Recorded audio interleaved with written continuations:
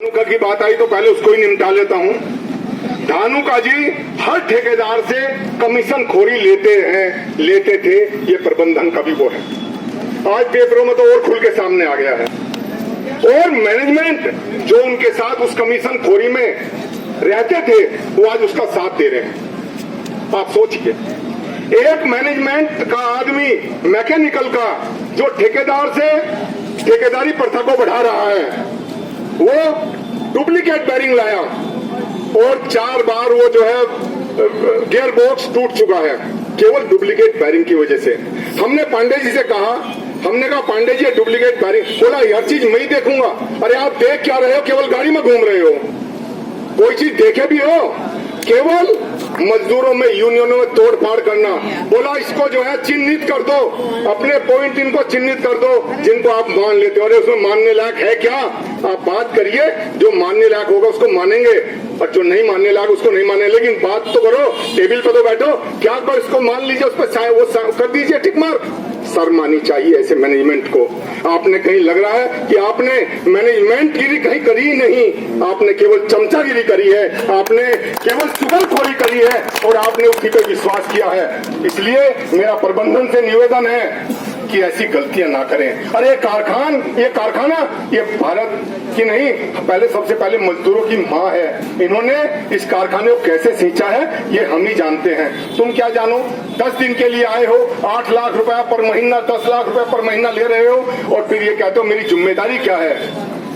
कभी किसी प्रबंधन ने आज तक ये नहीं कहा कि मेरी जिम्मेदारी क्या है। नहीं गाड़ियों, भाई मेरा निवेदन है कि गाड़ियों को रोके, मेरा निवेदन है कि गाड़ियों को रोकें। अभी 6:40 तक गाड़ियों को रोकें।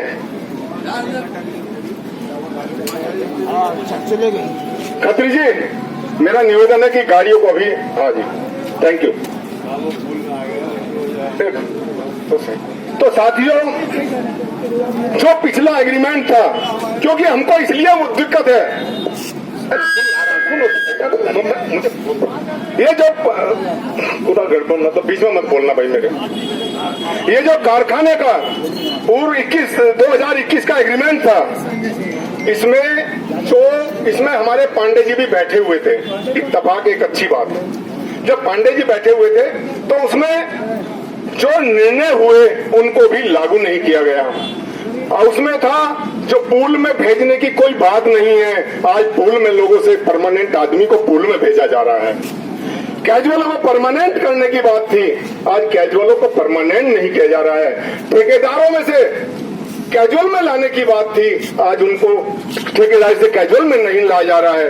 तो ये प्रथम अपनी मनमानी जो कराई जा रही है, आपने देखा होगा ये पैसा आज जो सड़कों में केवल सड़क दिखा रहे हैं कि सड़कों में हमने सड़क ऐसी बना दी।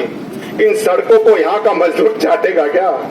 तुम भले ही चाटो, लेकिन मजदूर इस पे चल सकता है। काश अगर ये पैसा आप प्लांटों में लगाए हुए होते तो ये कारखाना एक उज्जवल भविष्य की ओर जाता। ये कारखाना आज दिन दोगुनी रात चौगुनी तरक्की करता, लेकिन आपने कमीशन खोरी की वजह से, क्योंकि सब आदमी आपने देखा होगा। एक मैं आपको एक और उदाहरण देता हूं। एक इसका सिविल का आदमी बड़ा वाइस प्रेसिडेंट आया है, उसने कहा, बोला ये पैसा ऐसे लगाने से कोई फायदा नहीं है, आप उसको तुरंत हटा दिया गया वहां से और उसको अलग दूसरे उसमें बोल दिया गया। कहना भी इतना वो है, लेकिन इत्तेफाक ये था कि उस आदमी को हटा भी नहीं सकते थे, वो भी किसी अधिकारी का रिश्तेदार ही था। तो साथियों, आज की डेट में केवल रिश्तेदारी निभाई जा रही है प्लांटों में। मैं एक तरफा आपको सूचना दे रहा हूं, पावर हाउस, जिस आदमी ने कभी शायद किसी कारखाने में काम ही नहीं किया होगा, क्योंकि मतलब हम प्रूफ के साथ कह रहे हैं, हम ऐसे नहीं है भाई। नियम के अनुसार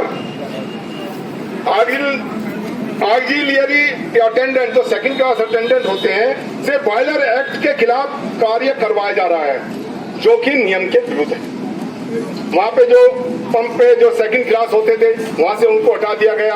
वहां पर ठेकेदारी परसा का आदमी आज उनसे फिर वहीं से काम करवाने की वो कर रहा है।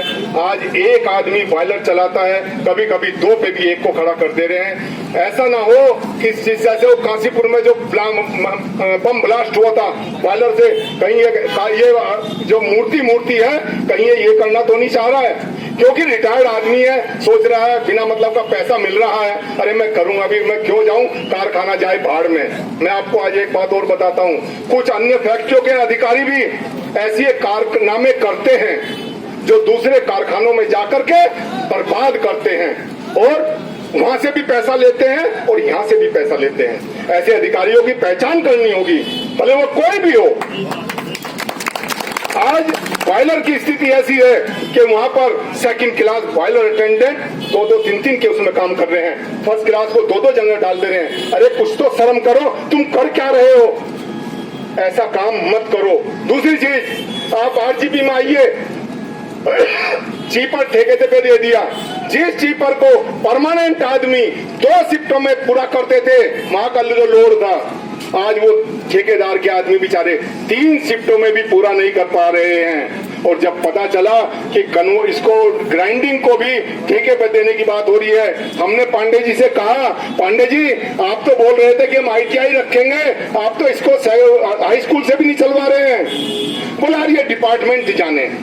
एक और है शैलेंद्र पांडे, मतलब ये ऐसे इस कारखाने के लिए बीज हो गए हैं जो कारखाने में केवल नुकसान के अलावा कोई फायदा नहीं कर रहे हैं। मैं आपको सही बताऊं, आप इस चीज को, एक उस आदमी ने आरजीपी के अंदर 7 लाख का नुकसान किया था केवल 6-7 दिन में। जेपी साहब का ये आदमी था, जेपी साहब ने उसको निकाल करके दूर भेज दिया था, लेकिन आज फिर इनका चहेते बने हुए हैं। 7 लाख का नुकसान किया था उसने। आप सोचिए, मतलब कैसा मैनेजमेंट, शराब पी जा रही है यहाँ ऑफिसों में। शर्म आनी चाहिए इन अधिकारियों को। उनको कोई दिक्कत नहीं है क्योंकि वो इनके आदमी हैं, वो एपीजी ग्रुप के आदमी हैं, वो बहुत अच्छे आदमी हैं। अरे एपीजी ग्रुप इसका मतलब बर्बाद करने के लिए है क्या? मैं तो आपको आज एक बिरला जी की बात बताता हूँ, जो बिरला जी ने हमसे, बिरला जी को यहाँ के मजदूरों ने, सभी संगठनों ने उनको कही थी। मैं उसको आपको थोड़ा सा सुनाता हूँ। यहाँ के मजदूरों ने जब वो आए तो उन्होंने बड़े सम्मान के साथ उनका स्वागत किया और उनको यहाँ का मजदूर किस रूप में मानता है, मैं उस चीज को आपको बताना चाहता हूँ। क्योंकि वाकई में ही बिरला परिवार सेंचुरी मजदूरों के लिए भगवान है। अगर कहीं पे कारखाने में कोई भी नुकसान होता है तो उसको हमको भी देखना चाहिए और उस नुकसान